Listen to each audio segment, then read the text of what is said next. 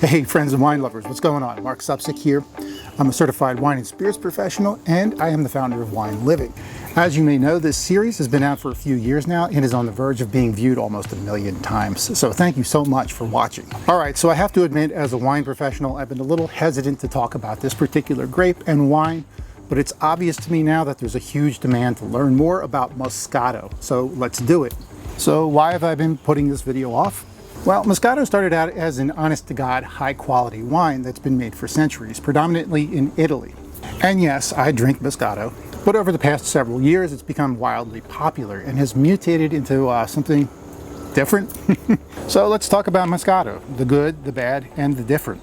And hopefully after this you'll appreciate this amazing white wine for all of its different personalities.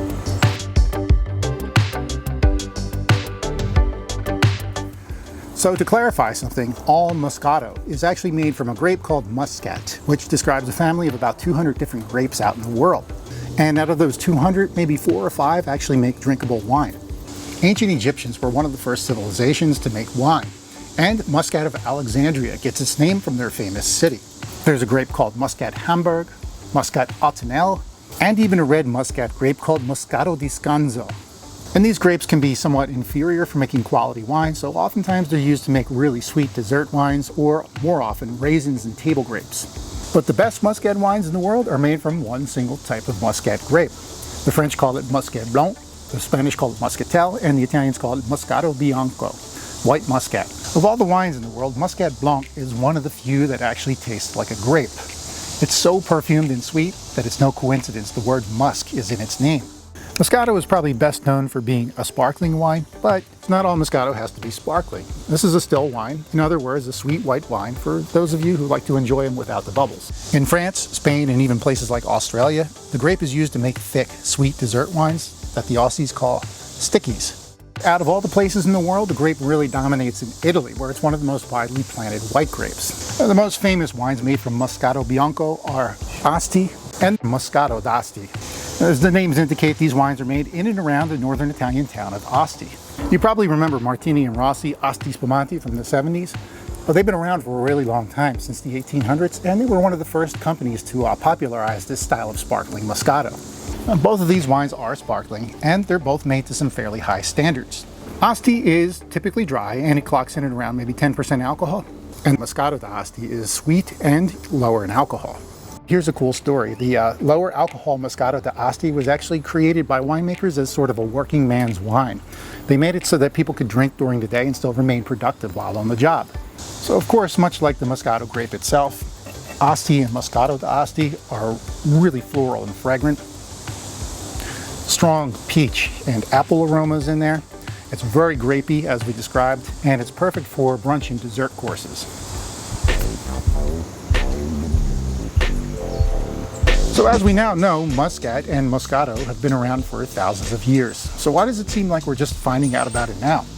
Believe it or not, the surge in interest in Moscato is due in large part to pop culture, namely hip-hop.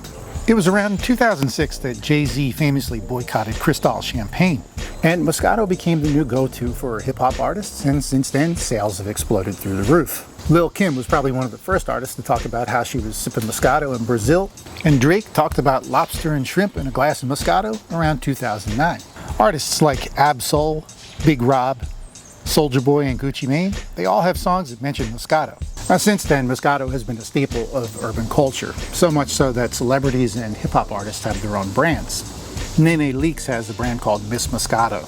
Nicki Minaj has Mix, and rapper E40 has a brand called Earl Stevens Selections. Even the Los Angeles Dodgers have their own official Moscato now. And this is where the story of Moscato kind of starts to go off the rails a little bit, because winemakers realize with the boom in popularity, there's a lot of money to be made, especially in targeting urban minorities and hip-hop fans.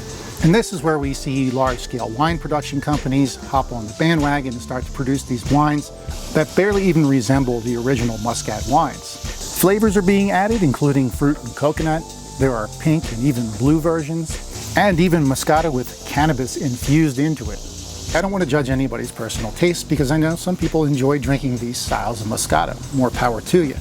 But as a wine professional, it's my job to lead you in the direction of the original wines, so you can at least taste them and know where it all started. Pairing sweet wines and food together is a little tricky, but it's not impossible. So let's talk about some food pairings for our Moscato. Now, sparkling wines are refreshing and clean on the palate.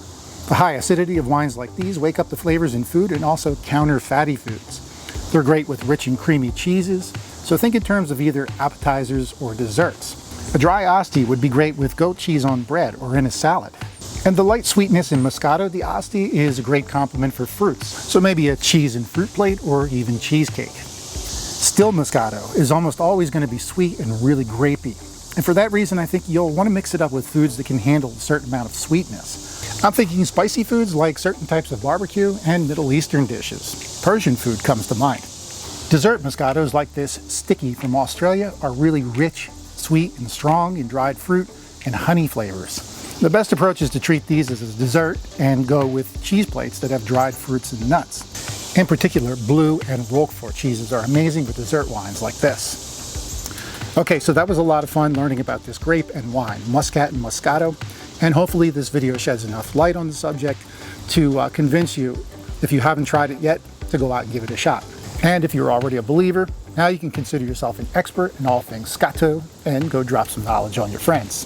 Thanks for joining me here today, and now that we're done, be sure to check out the rest of my channel where I have over 200 videos all about wine, spirits, and food. And for you thirsty adventurers, I've even got plenty of wine travel videos. If you ever want to do a live wine tasting, I'll travel to most parts of the eastern US and I'll bring the wine and food with me. But if that's not possible, I work with various partners to do Zoom tastings, which is pretty cool because we can set them up for almost any part of the country. If any of that interests you, you can contact me anytime, either through this channel or my social media channels. As always, thanks for watching, and I'll see you for another glass. Cheers.